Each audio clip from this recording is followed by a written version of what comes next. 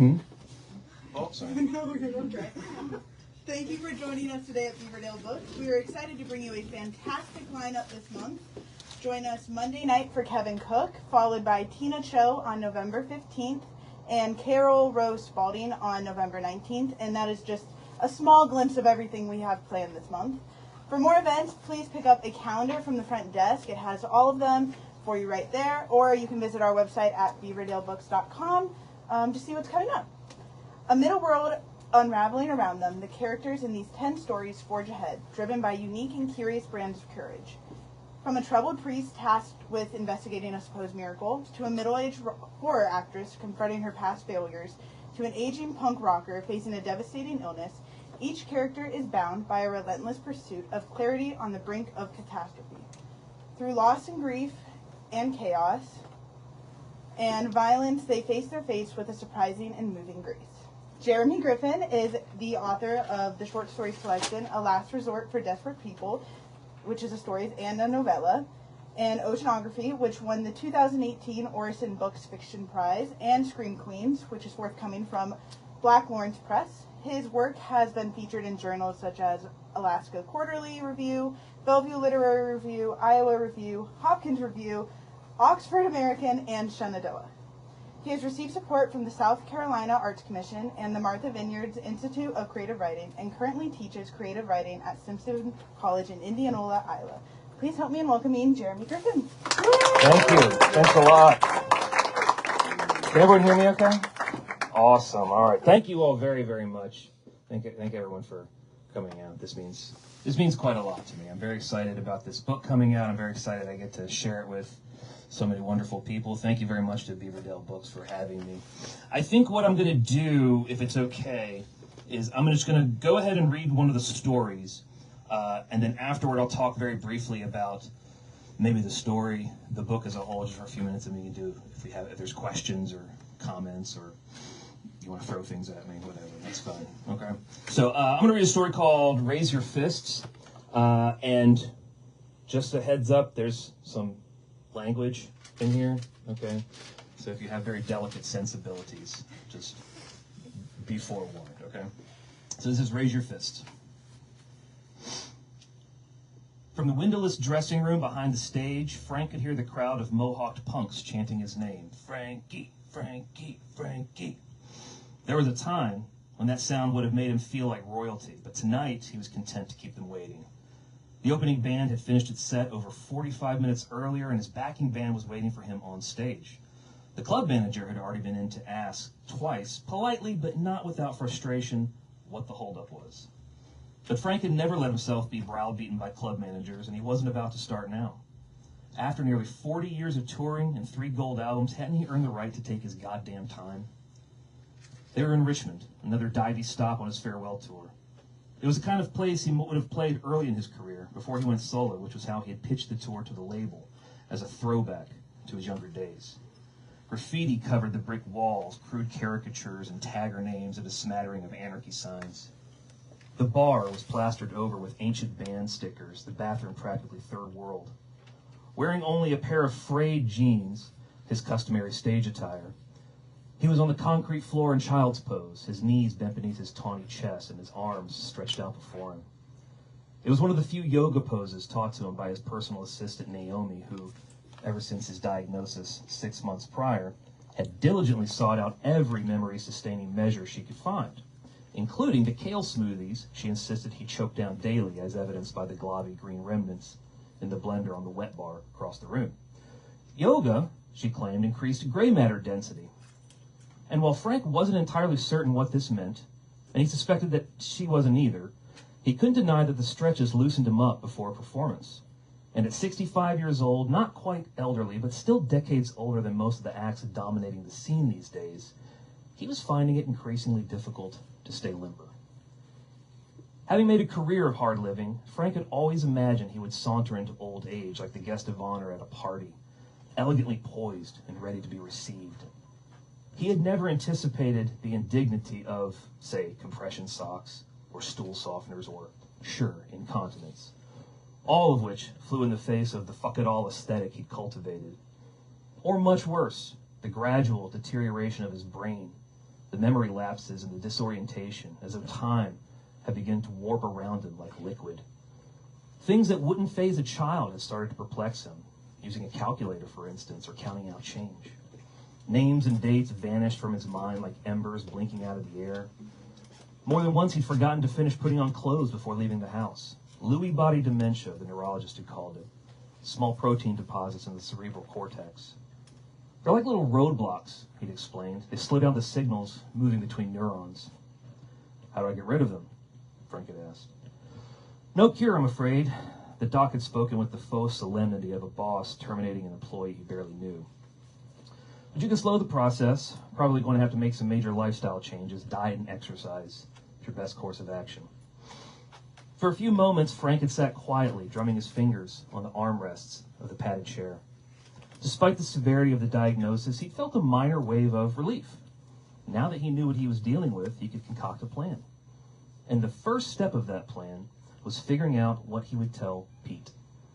Or if he should tell him at all. It had been almost a decade since his son had spoken to him. And Frank had no reason to suspect that his feelings had changed. Then again, every artist understood that opportunities announce themselves in the most peculiar of ways.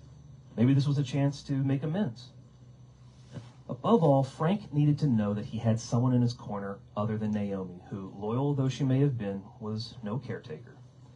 Not that Pete was either, but they were blood. Surely they had to count for something. The next day, Frank had called Pete. His wife Sheila answered the phone. She's driving, she grumbled when Frank asked to speak with his son. What's this concerning? I'd rather talk to him about it, Sheila. Like I said, he's driving. God damn it, does he have two hands or not? Groaning, she handed the phone over to her husband. Gonna be coming through Richmond next month, he told Pete. I'd really like to see you.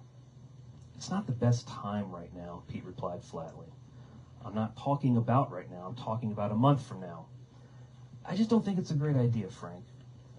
Look, it's important, okay? Half an hour, that's all I'm asking. You can't just do it over the phone. Why Frank was so caught off guard by his son's standoffishness, he didn't know. Perhaps because he'd assumed that 8 years would have been enough time for his bitterness to abate. People, in his experience, weren't worth the energy that grudges demanded. Better to channel that energy into creative pursuits. But then Pete was hardly the creative type. He could have told him about his meeting with the doctor, about the MRI images of his brain studded with tiny white spots like stars in a bleary sky. He could have told him about how, just the previous week, he'd zoned out in Target. That was how the literature pack that the doc had given him referred to it, zoning out. For several minutes, during which time he'd gotten separated from Naomi. Too overwhelmed by his own paranoia to find a way out of the labyrinth of aisles. He'd cursed uncontrollably at the teenage employee offering to help, and had nearly been thrown out until Naomi reappeared and ushered him away. However, this all seemed like a lot to drop in his son's lap, especially after so many years of estrangement. Instead, he said, I think face-to-face is better. Pete was silent for a couple seconds. Are you dying or something? Don't be stupid, I'm never going to die. You say that like it's a threat. Currently, as Frank moved into upward-facing dog, Naomi slipped into the room, the volume of the crowd momentarily spiking before she shut the door behind her. She'd been out of the bar trying to smooth things over with the manager, the task she'd undertaken several times already on the tour when Frank, even despite the 3 bumps of coke he ritualistically snorted before each show, just hadn't had the energy to face his fans. Dude's getting impatient, she warned. Crowd, too. They'll survive. They paid money to see you, Frank. You can't keep doing this. Doing what? Being a diva. I'm stretching. You're stalling. Frank sat up on his knees, his joints popping like twigs. A less seasoned performer might have been put off by his assistant snapping orders at him. But after 7 years, he'd come to appreciate Naomi's directness, her ability to counterbalance his own notoriously awful decision-making. And anyway, she was right. He was stalling. But how are you supposed to explain to a 35-year-old the all-consuming fear of knowing that your mind was no longer trustworthy? What if his brain glitched while he was on stage? The last thing he wanted was for his fans to remember him as some senile jackass bumbling around like a crazy person, especially given that most of them would be recording the show on their phones. The whole point of retirement was to stop before he went out as a joke. Naomi hunkered down so she could meet him head on. With her shaved head and finger-thick septum ring, she could have passed for a man were it not for her skirt and ripped-up fishnets. "It'll be okay," she said in a mere whisper, placing a hand on Frank's bare shoulder. "I promise."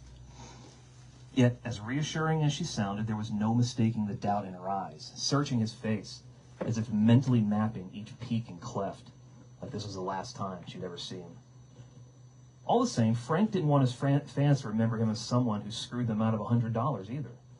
Plus, hadn't he always believed that the stage was the ideal place to confront one's mortality? A man should die proudly when it is no longer possible to live proudly, or so said Friedrich Nietzsche. Frank had read it on a beer coaster somewhere. And at this point in his life, what more was there to want besides a proud death?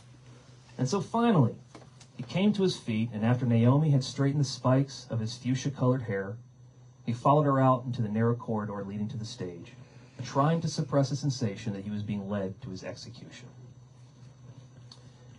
If you were tuned into the East Coast punk scene in the late 80s, you knew Frank Pagnarelli, better known by his stage name as Frankie Fury. Maybe you'd listened to his work with Blast Radius and Vomitorium, and then his solo work, which included 12 studio albums and a slew of live releases. You might have even caught one of his shows, which one Rolling Stone journalist described as a raucous celebration of the id. The accompanying photo depicted him standing before a rack of S&M gear, whips and chains and the like, a nod to his practice of self-mutilation during performances, like when he would carve words into his chest with a box cutter, fight or riot or something equally rousing. He toned down the cutting ever since the 2007 infection that landed him in the ICU, though his chest still bore a tapestry of scars. Or, like the time in Tulsa 8 years ago, when he drank his own urine out of a stiletto, which cost him $500 for violating a lewdness ordinance, as well as any chance to ever play the Tulsa Performing Arts Center again. I know, right? By the time Pete called him days later, a few networks and blogs had already picked up the story. A cell phone video had appeared online, and there was even a GIF circulating on social media. "Do you not realize how this affects the people around you?" he'd snapped. Over the years, Pete's indignation over his father's antics had only intensified, as the stunts had grown more outlandish. And while Frank was disheartened to hear the ire in his son's voice, he was hardly surprised. "You don't hear what the other kids at school say to Matt. They're ruthless." "Kids say a lot of things," Frank argued. The bullying, he suspected, had less to do with the incident and more to do with the fact that Matt was a mousy kid with a peanut allergy and an asthma inhaler he wielded like a talisman. Maybe we should teach him to throw a punch. He's practically a teenager anyway. "He's 11, Frank, and that's not the point. I have an image to uphold. I can't have my clients associating me with that kind of stuff." "Your image? What are you, a fucking politician now?" Pete did something with real estate, though Frank could never recall his title. Pete sighed. "I've had all I can handle. I have a family to look after." "Meaning what?" "Meaning that I think a clean break is best, for all of us." Frank didn't know what to say. He'd always believed his son's lifelong embarrassment to be normal, just as he'd been mortified by his own dad's fondness for limericks or his encyclopedic knowledge of Civil War generals. Parents embarrassed their kids. That was gospel. Of course, most parents didn't make a living by debasing themselves for roomfuls of disgruntled punks. But what else was Frank supposed to do? Go work in a cubicle? You did what you were good at. Everybody knew that. And flirting with the boundaries of good taste was the only thing that had ever come naturally to him. "Pete," he said, gentler, "this is my job. This is what I get paid to do." "No one ever pushed you into it," he replied. "It's still your choice. It always has been." Then he hung up. "How we doing? We okay?" Yeah? Yeah.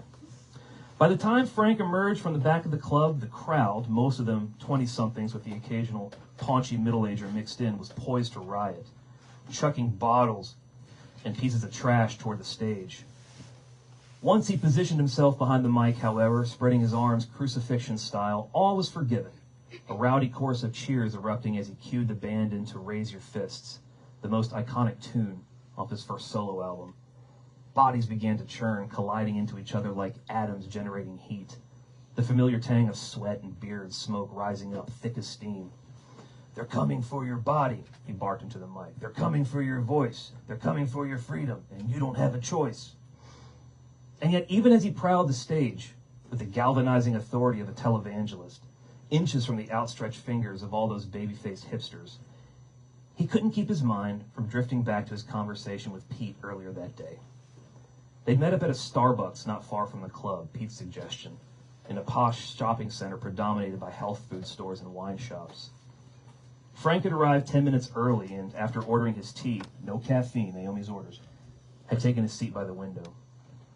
Looking out at the swank cars glinting in the afternoon sun, he thought about his first few years of fatherhood. Pete's mother had been a temp at the first label Frank had signed to, which had gone belly up only a few years later. Not unlike the marriage itself, whose dissolution had come as a relief to both parties. Not to Pete, though, who had been 5 at the time. Would he have been more understanding if Frank hadn't spent the bulk of his childhood on the road, playing shows and giving interviews, weathering the occasional detox stint, which had always left him feeling more depressed than when he started? He was probably better off not knowing. 15 minutes later, a white Acura swung into the parking lot, and out climbed Pete, lumbering toward the door with his phone clamped to his ear. Unlike Frank, who bordered on skeletal, Pete had always been husky, though in the intervening years he appeared to have packed on an additional 50 pounds or so, his gut dripping over his belt, his nearly bald head as large and rounded as an engorged toe. Dressed in a polo shirt, khakis, and loafers, he was a startling contrast to Frank in his grungy denim vest and engineer boots. In fact, he looked every bit the corporate stooge that Frank's music was intended to lampoon. Still, he was there, wasn't he? Yes, Frank had to remind himself as his son waddled into the coffee shop and then made his way toward him. The kid had come to meet, which meant that maybe he was open to some form of reconciliation. Except when Frank went in for a fatherly clap on the back, Pete stuck out his hand for a shake, halting him. His grip was soft, non-committal. After he'd ordered his mocha frappuccino and returned to the small table, having refused Frank's offer to reimburse him for the drink, the two of them sat in silence, unsure of how to proceed. "So I'm here," he said when the quiet had become too uncomfortable. "I appreciate it," Frank said. "It's good to see you." "What do you want?" Frank threw an arm over the back of the chair, trying to appear unfazed by his son's aloofness. "How are Sheila and Matt?" "They're fine." "What is Matt now, like 17? 19. Wow, shit, okay, so he's in college, right?" "We're not doing this." "Doing what?" "I don't want to play catch-up with you, Frank." Pete crossed his chubby arms. "Just tell me what you want." Frank looked around the shop at the students clacking away on laptops, the gaggle of young moms in the back corner bantering over their macchiatos, and casting the occasional glance in his direction. It's not every day you see a grown man with hair like a sea anemone. And then back at his son, the button-down schlub he'd become. Even as a teenager, Pete had been straight-laced, shunning parties and concerts in favor of study sessions and future business leaders of America meetings. The kind of kid who straddled the boundary between overachiever and toady. Frank recalled the time during one of his infrequent visits to town when Pete was 16. He'd advised him against becoming an adult too soon. They'd been at some Italian joint, Pete poking sullenly at his pasta pomodoro. "You should try to have more fun, enjoy yourself," Frank had said, mainly just to have something to say. "There's plenty of time to be average."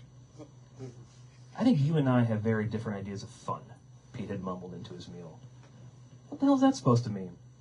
"It means I'm not like you. I actually take things seriously. Sorry if you can't get your head around that." "Come on, I take plenty of things seriously." Frank's tone was playful, like they were just razzing each other. "I'm serious as a heart attack, baby. I'm the most serious son of a bitch in this place." But Pete wasn't the razzing type, or so he was learning. When the boy finally cut his eyes at him, Frank's smirk had faltered. "It's just not about the things that matter," he'd said. So now, seated across from his son in Starbucks, Frank pressed on. "All right, well, I'm sick, I guess you could say." "Sick how?" Frank filled him in on what the doctor had said. He told him about the memory problems and the MRI images, though he stopped short of divulging the target story. The last thing he wanted was to present himself as unhinged. "Geez, I'm sorry to hear that, truly," Pete said when he was finished. And to Frank's surprise, he sounded sincere. "How long until, well, you know." "Could be months, could be years," the doc says. "He thinks I should start doing puzzles, Sudoku and shit." "It might not be a bad idea." "Fuck that, I'm not going to spend the little time I have left doing math." "Maybe word searches then?" Or maybe a bullet in my skull? Jesus Christ, I'm just trying to be helpful here. I want to give you power of attorney. Pete looked as if someone had just blown an air horn in his ear. What the hell are you talking about? Look, I have no idea what's going to happen to me. I need someone who could steer me in the right direction, someone I can trust. You want me to take care of you? Frank shook his head. I want you to decide what's best when the time comes. Sitting back in his seat like he'd just received devastating news, Pete looked out toward the parking lot. Frank watched his face the way you might watch a sky for rain. Everything he'd read about the condition had stressed the importance of having somebody standing by to act on your behalf, a surrogate. Ideally, Frank would have given the job to Naomi, but that was a lot to ask of someone who probably had plans for her own life beyond handling his laundry and securing acid for him. But then who else was there other than his boy? For all his years spent consorting with industry figures and musicians, there were very few folks he could turn to. His hope had been that the news of his father's illness would be enough for Pete to set aside his resentment and rise to the occasion. A long shot for sure, but as Naomi contended, when it came to matters of life or death, what choice did you have other than to trust people to make the right decisions? Which was why Frank was stunned when after nearly a minute Pete responded, "No." "No? I'm sorry you're sick, Frank, I really am, but this isn't my problem anymore." "Pete, I'm just asking you to think about it. You're asking me to play babysitter to a man I haven't seen in 10 years. 8. Whatever. My point is that you can't just show up out of the blue and expect things to suddenly be normal, like the past never happened." A swig of his drink and then wiping the whipped cream off his lip. "I mean, I hardly even know you." "Stop being dramatic," Frank fired back, though it was true that their relationship had never really developed beyond a passive acquaintanceship. By the time Pete's teens rolled around, the novelty of his father's notoriety had worn away, and he'd started to regard Frank's semi-annual visits, which usually involved dinner at a chain restaurant or a trip to the mall, as punitive, something he was required to endure. Maybe he blamed Frank for the way things had ended between him and his mother. Even Frank, whose prurient appetites had run deep back then, had to acknowledge he hadn't been much of a husband. Or maybe he resented feeling like another obligation to which his father had to attend. Who knew? In any case, a barrier had been erected, and no matter what Frank tried, invitations to shows, cash-stuffed envelopes slipped to the boy like secret documents between spies, he just couldn't penetrate it. In the years preceding the Tulsa incident, he and Pete had spoken only a handful of times, holidays and birthdays mostly, and never for more than a few minutes at a stretch. Which is what had made Pete's decision to cut him out of his life so confounding. What did he think he was escaping? It wasn't like he'd be any more insulated from the blowback of his father's stunts. Like it or not, he would always be Frankie Fury's son. "I asked you on the phone if you were dying," Pete said. "You could have just told me then." "I'm not dying, for God's sake." "You know what I mean." "What do you want me to say, Pete? I wanted to see you." "Why?" "Wasn't where I needed a reason to see my own damn kid." "A guy like you always has a reason, Frank." It wasn't until the band had stopped playing that Frank was suddenly jolted out of the memory, and he realized with a stab of horror that he had zoned out again. Looking out at the sea of pierced, sweaty faces, all of them focused on him, he wondered how long he'd been standing there, wordlessly. Long enough for him to feel like he'd been startled out of a deep sleep, and, consequently, to have lost track of where they were in the song. The lyrics, he could see them in the back of his mind like half-erased words on a chalkboard, but for some reason he couldn't access them. The audience watched him with the anticipation of a congregation waiting for the remainder of a sermon, phones upraised to record, and Frank felt the paranoia blooming in his gut again, sharp and icy. Hadn't the neurologist cautioned him against something like this happening? Hadn't he even tried to talk Frank out of the tour altogether, stressing his need for a calm, familiar environment going forward? "This is serious business, Frank," the man had said, irritated, as if he was lecturing a disobedient teenager. "You need to establish routines. The last thing you need is more unpredictability." But Frank, who had never put much stock in doctors anyway, had waved him off. "I've been doing this longer than you've been alive. I know exactly what to expect." When Pete was young, even their most contentious visits had ended with Frank nursing a secret hope that he would beg him to stick around. "You don't have to go," he'd say. "You can stay here with me." Would Frank have done it? He wasn't prepared to say. Some men just weren't engineered to remain in one place. But he wanted his kid to want him around, that was the point. But Pete never did, not once, and so the visit had always concluded the same way, with Frank giving him a pat on the shoulder and sending him on his way and then returning to his hotel to get blitzed enough to forget it had ever happened. It wasn't until years later, after Pete had gotten married and had a kid of his own and settled into a life that to Frank had always seemed like a form of surrender, that he would recognize the truth. Conformity was the only form of rebellion that had ever been available to him. It made sense in a backward sort of way. When your father was an anti-establishment icon, how else were you supposed to carve your own path, other than embracing mediocrity? Regardless, this didn't make it any less cutting to know that his son had crafted his own life in opposition to his.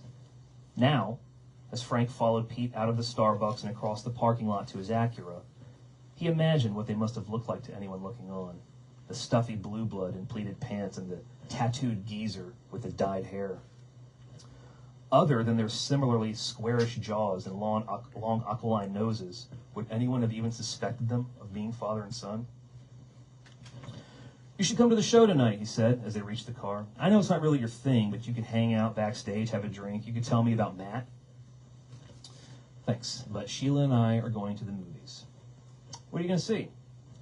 Standing at the car door with the key fob in his hand, Pete sighed as if the question was too exhausting to answer. He opened the door and stuffed himself in, grunting with the effort. "Take care of yourself, Frank. We'll be praying for you." How long did Frank stand there staring out at the audience, motionless, his heart threatening to hammer its way out of his chest? Seconds, maybe, though it might as well have been years. He wanted, for reasons he couldn't understand, to tell them everything. About watching his son swing out of the parking lot and speed away, about the MRIs, the protein clumps in his brain, the increasingly frequent fugue states. He wanted to explain about the yoga and the goddamn smoothies, the agonizing process of losing yourself piece by piece. He wanted to tell them that if the past year had taught him anything, it was that the things that matter most are the ones you lose first. And he might have, too, had his attention not been snagged by the figure off to the left of the stage. A head, hairless and rounded, hovering near the fire exit. An anomaly in the field of spiky hairstyles. Frank inched toward the edge of the stage, straining to see through the lights and the smoke in his own mental fog. If it was Pete, he decided right then, he would tell him about the Target incident. Yes, he would tell him how scared and alone he felt. Not because Frank wanted a surrogate, but because he needed to hear himself say it to someone, and it seemed imperative that it be Pete. He'd even offer an apology, though, for what, he had no clue. He just wanted to have something to offer his son. It was only a moment after he realized that the head belonged to Naomi, who was watching him the way you might observe a tragedy unfold, that the first bottle struck him. It glanced off his shoulder, prompting a round of cheers from the crowd. The next one came within a few inches of his head, shattering against the kick drum. Naomi's face went taut with panic. Then came a can clattering against his chest, and then another clanging off a cymbal. Then another bottle and more cans and crumpled cigarette packs and a few lit butts, a barrage of garbage. Clearly, the audience had had enough of his stalling. Not that Frank could really blame them, which is why he stayed where he was, even as the band ditched their instruments and fled the stage, and even as Naomi battled her way toward him through the crush of bodies, presumably with the intention of dragging him out of harm's way. He held his ground. Whether the lyrics' reappearance in his mind was inspired by the uproar, Frank didn't know. All he knew was that suddenly they were just there, a light flicking on in the darkness. It was the chorus of the song, which he'd written over 40 years earlier when Pete was still a baby. It's time to raise your fists. It's time to resist. It was meant as an indictment of the capitalist status quo, or so he claimed to any number of rock journalists, though the truth was that, like most of his music, it had just sounded angsty and adversarial enough to rile up a crowd. That was all he'd really wanted, to get a rise out of people with his music, to challenge them.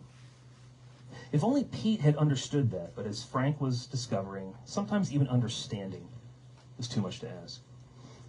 So now, spreading his arms to welcome the onslaught, Frank once more belted the words into the mic, knowing that one day they'd be gone for good.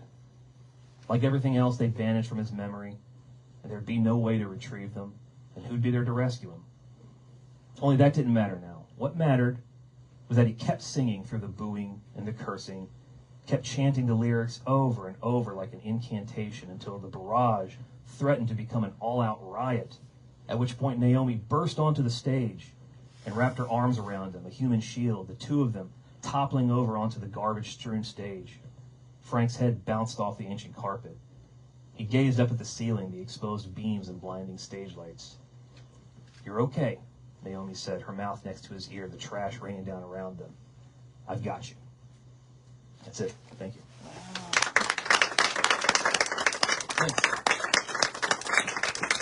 So, just a few words about that story in the book. That one was drafted during the first COVID lockdown. I wrote a lot of the stories in this book, or the original drafts during the first COVID lockdown.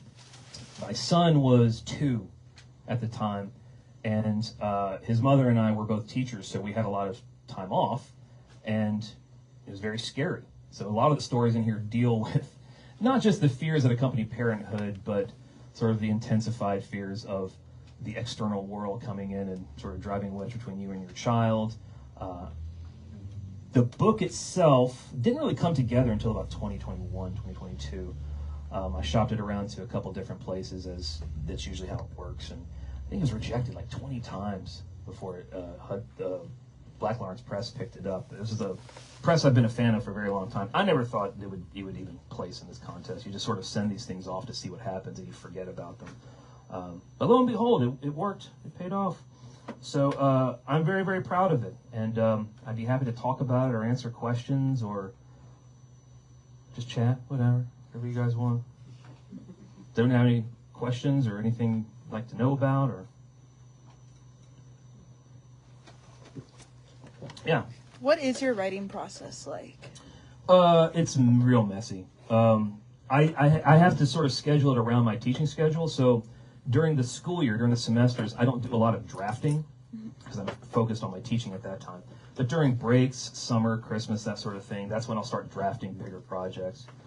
And I try to just get ideas on the page in no discernible order, and then come back later and start to figure out, like, okay, this idea goes here, this idea connects with this one, and shape things. When it comes to fiction, I usually begin with just like a character or a situation. I want to write about a person in this role, or something happened to this person. What do we do with that? And I might just start with maybe a particular moment and just build around that. So I start small, like everyone does, just get the ideas down, and then as it takes shape, it becomes a bit more realized, and I start focusing on things like theme, like what is the bigger picture I'm trying to convey here, some of the bigger ideas. I've gotten pretty good at it, I think. Not good at writing, but in terms of time-wise, I've gotten pretty quick at cranking out drafts, and then I'll let them sit to the side for a little while so I can get them out of my mind, and when I come back to it, it's like, oh my God, what the hell was I thinking? And then got another couple of months of getting it together into something readable. And then I start sending it out to see if I can get it picked up. I hope that answers your question. Yeah, it does. Thank you. Yeah. When you're writing these characters out, are you comprehending them fully, or are they sort of doing their own thing? In other words, Frank and Pete, what finally keep them apart? That was tricky, because when I first started the story, Frank was not the main character. I started it writing about, it wasn't just about my fears about, my son, what kind of a father am I going to be, what is this world going to do for him. My dad at the time was dealing with some cognitive decline. It turned out to be hydrocephalus and not Lewy body dementia, but the symptoms were very, very similar. So that was on my mind as well. And I wanted to write about that in some way, and it was originally from the point of view of the son, but a very different version of the son, sort of a hipster, very sort of way too cool for school guy. And I couldn't get the story right, and I realized, like, I hate this guy. I can't stand this main character. He's so annoying. My attention kept going to Frank. And so I was like, what if I put this guy in the driver's seat? So once I made Frank the central focus, it became a little bit easier to develop his character and Pete's character. I was like, I wanted Frank to not be a good dad, but I also wanted him to be sympathetic. I wanted to give him enough humanity that the reader didn't just hate him outright. I wanted Pete to be kind of unlikable because I felt like that might be one of the only ways to redeem the character of Frank. Is like, yeah, he's a shitty father, but his son kind of sucks. So like, I tried to make Pete just an unlikable person. So usually when I begin a story, I'll have an idea for a character, but it's not until weeks, months into the process that I sort of figure out who they really are and what kind of person they are. And sometimes, as in the case with this one, you realize like this is just not the person I want to write about. I'm forcing it. There's other people in here that are way more interesting, and that's where my attention should go. Yeah. So, was there in the arc of the story, especially with the resolution, did you have another idea for the ending? Like, once after Pete show up, or like, is there anything that like changed? Yeah. In the original ending, it just ended with Frank just standing there in the trash, and because I like that image. I like the image of him standing there. The trash is raining down on him, and he's singing. I gave it to a couple people to read, and almost universally, they were like, "This ending is just sort of weak. It's kind of dull." And I agreed. I just couldn't come up with anything else. And the more I thought about it, the more I was like, I like Naomi's character. I'd like to see her come back around in the end somehow. The fact that she's bald, Pete's bald. I hadn't planned that, actually. I was like, that might actually work. And so I tried that newer ending and gave it to some friends of mine. They said this actually works a lot better. Some of them were still uncertain. I have a good friend I used to work with who's in a band, a touring band, and he was adamant. He's like, this would never happen. People, they're not going to throw. They're just going to stand there and be bored. I was like, yeah, but that's not interesting. It's fiction, man. I'm making it up. So yeah, it had ended earlier, and then I added on the addition of Naomi in that sort of fantastical moment when she tries to protect him. And I didn't know if that would pay off or not, but I just liked it better. So I find that if I like something better, it tends to just work better. Yeah. So I'm taking the end of the story that she's going to be his surrogate. Some of your stories end kind of without, I don't know, like Clear resolution. Yeah, like everything wrapped up with a bow and all of that. Yeah. And like, so are we meant to, like, is that the one you envisioned, or are we meant to like just make our own ending? Or I guess why do you do, like, it's intriguing. Why do you do it that way? Why do you do that? Stop it. I talk a lot about this in my creative writing classes. Like, and when it comes to writing, I don't like definite answers. I've never imagined Naomi stepping in the role of surrogate. I mean, for all intents and purposes, Frank is kind of doomed. It's going to suck for him. And I don't like to write in a way that's all, everything sucks and then you die. I like to have some hope, some glimmer of hope in these stories, but one of the things that I think joins all the stories in this collection together is that these are people who, by and large, the reader kind of knows that they're screwed in some way. Even if they don't, the reader can infer that down the road, weeks, months, years, things are going to get really bad for this person. But what we're witnessing in each story is just a moment of hope, a moment of positivity before everything sort of goes to shit. I'm way less interested in seeing the bottom fall out than I am in just seeing what happens right before it or right after it. So in my mind, Frank, I don't know. I don't really think that far ahead. I know that Naomi doesn't become the surrogate. I don't really want to know what happens to Frank. I just kind of like knowing that he has this experience before things get really bad, where he sort of feels like maybe the world could be okay. Maybe things can be okay, even if they're not right now. Does that make sense? Does that answer your question? Are you okay with us making our own ending? Oh, yeah, that's fine. You're setting us up. No, for you're what we do not with allowed. it. Yeah. No, that's fine. I don't want to.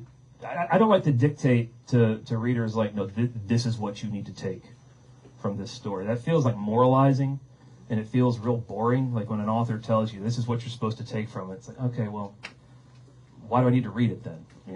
I like that readers can take away whatever they want, and I try to write in a way that allows for as much interpretation as possible, while also maintaining a pretty rigid narrative structure. if that makes any sense. Yeah? Yeah. Okay. Well, I'll follow up. Oh, sorry. Oh, I would say one more. Yeah. What? It's always short stories. Are you ever gonna are you gonna stick with that, or are you ever going to do different types, or do you like the short stories? I like short fiction. It comes more naturally to me. I've written 3 novels, only one of which has been decent. The first 2 were awful. I wrote them just to see if I could do it, and tried to publish them. They're really bad. The third one was okay, but I don't really stand behind it anymore. And I am working on one right now. I'm revising one that I feel much more confident in. So yeah, I try to do all kinds of different writing. I also like short fiction and essays and poetry. Short fiction though has always sort of come more naturally to me because I have a hard time keeping track of lots of things happening. And that's one of the things I've always had a hard time with long form fiction was plotting. I lose a thread of, okay, how did this person get here? What happened? And how do I connect this and that? I'm way more interested in like smaller, sort of momentary glimpses into a character's life. But yeah, I'm working on a long piece right now. So we'll see what happens with them. Is there a connection? Is there some connection between all the short stories? What made all of these come together in one book? I'm sure you had other ideas.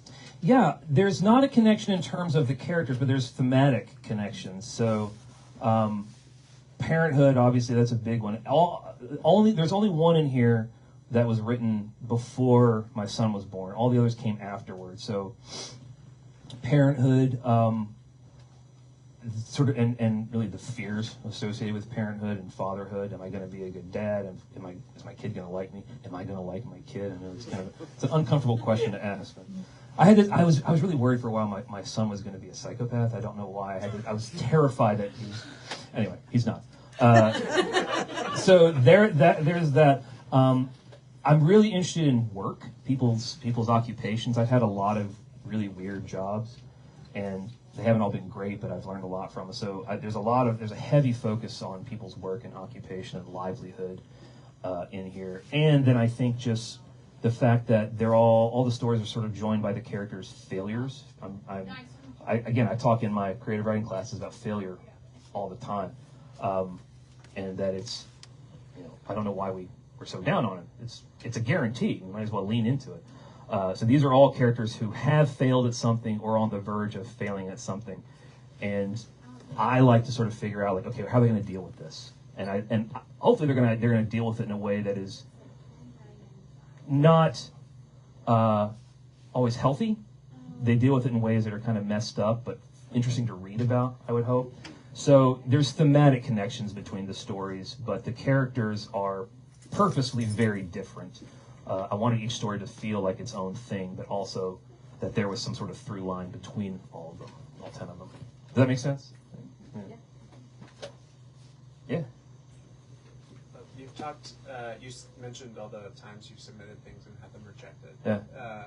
How do you know when to revise something that's been rejected a lot or when to stick with it? That's a good question, and I don't know how to answer it. I just know that when I'm working on something and I feel very strongly about it, I'm just incredibly persistent. I'm not a very good writer. I'm just really ridiculously persistent and stubborn. And so, like, I'll just go, like, I have a vision for this. I want to see this character realized in some way. I'll keep plugging away at it until I feel like I've said everything I need to say. I feel like I've gotten across everything I need to get across about this particular character, this particular situation. And then I start sending it out. And I'll just keep doing that until the end of time. And sometimes editors come back and go, we like this, we want you to change X, Y, and Z. And generally speaking, I'm okay with that. But there's no way to answer it other than just, I sort of feel it in my gut when I've gotten to the point where I said everything I need to say about this character, and I'm going to keep just throwing it out there until, I don't send things out that I don't think are worthy of being featured in a journal somewhere. I only showcase stuff that I think is demonstrates my best efforts. So I've got plenty of stuff that I wrote that I was like, I'm not going to put it in here. It's not good. It's embarrassing. I hope that Yeah. answers your question. You could see somebody, just being desperate to get something done, and surely there are times when we need that in publishing, What do you That mean? Those of us who are expected to get things published, they can just have to check the box. But if you're really stubborn about your work, and then you might have a perspective where you don't want to change it just to get a yes. I mean, the sad truth about academia is, you got to publish, and it kind of sucks sometimes because you don't like to have that hanging over your head. And there was a long time when I first got into writing, that was my only focus. Was I have to publish because I was like, otherwise I won't get a good job, and I'll end up homeless, living under a bridge, something like that. And I was like, I have to publish.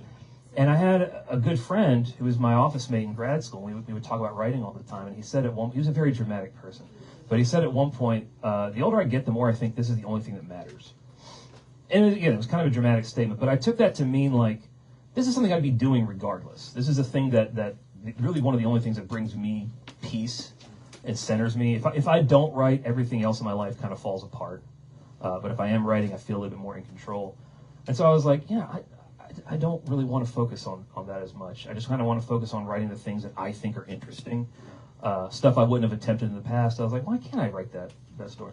And it made a huge difference. And so I don't think as much about, is this publishable? Are people going to like it? I don't really think about that when I write anymore. I used to, but I just try to write the best stuff I can. And sometimes stuff doesn't get published. I've got a few pieces that I've sent out dozens, 50 times, and after a while I kind of go, maybe it's not in the cards. But generally speaking, if I feel confident in something, if I'm passionate about it, someone else will sort of feel the same way. I think in my experience. Yeah. As you were pulling the collection together, was there a story that you kept being on the edge about? Does it fit here? Does it not fit with this one? Yeah. Or were there things that you felt really strongly should be published but not in this collection? I'm curious about how you assembled it, and maybe which ones were these three have to be in, versus which ones were is this the right spot for it or not? I think a couple that I left out just because I was like, I don't stand behind this anymore. I wrote it and I'm not confident anymore. There's one in here that I'm very, very proud of, but it does still read to me like an outlier. And I thought that it would work against me. And I think in some cases it may have. I think some editors maybe didn't like it. But there's one in here that's very odd in terms of form. Because I'm a pretty conventional writer. But there's sort of a weird one in here. And but the response has been good. My thought was, if anything, it just breaks up the monotony a little bit, gives you a little different spin on a narrative. So yeah, there were a few I left out. There's always some that I leave out, but by and large, I stand behind everything in here. That one I do love it. It still reads like an outlier to me, but I'm always eager to see what other people have to say about it. I don't know if that answers your question or not. More or less. Are you gonna make us figure it out? Yeah. Yeah. I'm not gonna do your thinking for you. Yeah. I just wanted, so at the end too, with where Naomi tackles him basically, was there a Jesus and Mary coming off the cross thing there too? Because that seemed very poignant. Not. What a religionist. Not intentionally. I'm sure that, maybe in my unconscious, but not intentionally. I never know how to answer that stuff because it's never intentional when I do this. I had a friend who taught one of my stories in his high school English class, and he had me come talk about it, and they were all like, the color blue keeps popping up, and why is the car blue? And this other thing is blue, and I was like, it's just fucking blue, man. So I'm sure that there's something there. I'm just unaware of what it is, and I actually kind of like that. I kind of like that things happen in there that I don't know why it happened. But, yeah. Did you already say why you picked the name? Scream Queen. All of my books, I take a title from one of the stories that I think in some way encapsulates the collection as a whole, but also just sounds interesting. The last one was oceanography, which I thought was not only just a cool word, but also it sort of embodied the collection. Screen Queen in here, I have a hard time explaining how in my mind it makes sense for the collection as a whole. I think it sounds very alarmist in a way, which I kind of like, and I kind of want each story to read as a bit like, uh-oh, what something's going wrong, right? That's really what they're all about. Is it something horrible is happening in each one of these, and so the title, I think, sort of speaks to some of those feelings that come about when you know something is about to, when the bottom's about to fall out, right? But, you know. What else? No, all right. we're good. Okay. All right. Well, thank you very much. Thank you, Beaverdale Books. Thank you all for coming. There's books on sale. Happy to sign. Happy to talk to anyone. Thank you all very, very much. I can't thank you enough. Thank you so much.